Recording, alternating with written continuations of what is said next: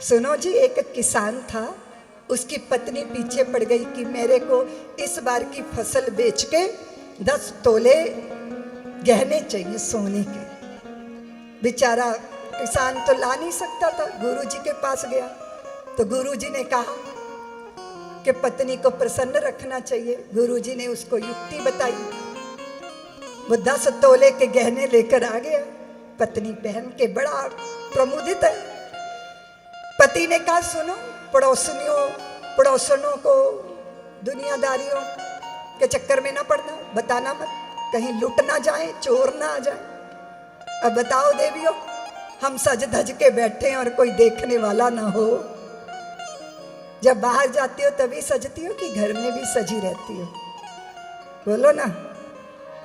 कोई देख के ईर्ष्या करे, कोई देख के प्रशंसा करे। हा? अब गहने पहने बैठी है, कोई देखने वाला ही नहीं है, कोई मजे की बात है। तो पड़ोसन को बुलाया, बोले मेरे पति ने मुझे तो मना किया है, पर तुम्हें तो बता ही देती हूँ, है ना, तू किसी को मत बताना। अरे जब तेरा हाजमा इतना कमजोर है तो तेरी पड़ोसन का इतना मजबूत थोड़ी है कि वो बात पचा लेगी।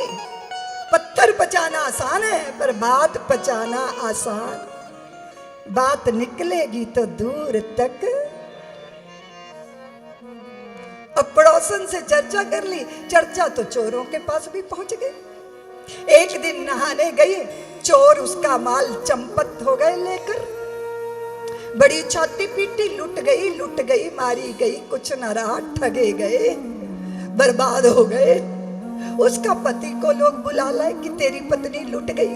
वो बैठ गया आके चुपचाप। लोग कहते हैं यार माल तो तेरा गया है, स्यापा वो कर रही है, छाती वो पीट रही है, तू क्यों नहीं रो रहा? उसने कहा क्यों रो? अरे बोले तेरा माल लुट गया। अरे बोले गुरुजी की युक्ति काम आ गई। क्या युक्ति? अरे बोले मेरी कोई औकात थी कि मैं 10 तोले सोना खरीदता? गुरुजी ने कहा था रोल्ड गोल्ड के गहने ले ले, सोने का पानी चढ़ा के पत्नी को खुश कर ले। गुरुजी की युक्ति काम आ गई। ये इसीलिए रो रही है क्योंकि ये गहनों को असली मानती है, और मैं इसलिए मस्त हूं कि मैं गहनों की असलियत जानता हूं। बस इतना ही फर्क है सामान्य व्यक्ति में और ज्ञानी में, इतना ही फर्क। हम संसार को असली मानते हैं, वो संसार की असलियत को जानते हैं। इसलिए समझिए, ये संसार में जो भी दिखाई दे रहा है, वो उधर से आया, वो उधर से आया, वो घोड़े पे चढ़ा था, वो भी घोड़े पे चढ़ा था, उसके हाथ में भाला था, उसके हाथ में भी भाला था। धरती पर एक सोने का सिक्का पड़ा था, उसने कहा पहले मैंने देखा, उसने कहा पहले मैंने देखा। उसने भाला उसकी छाती में घोंपा, उसने भाला उसकी छाती में घोंपा। दोनों तड़प रहे हैं वहां भूमि पर लेटे हुए। और भर्तृहरि जी महाराज ने दूर से देखा, अरे वो सोने का सिक्का। वो पास जाके देखा तो वो सोने का सिक्का नहीं था, किसी ने पान की पीक थूकी हुई थी और उस पे सूरज की किरणें पड़ रही थी और वो सोने जैसा चमक रहा था। जो कुछ नहीं था उसके लिए 2 लाशें वहां।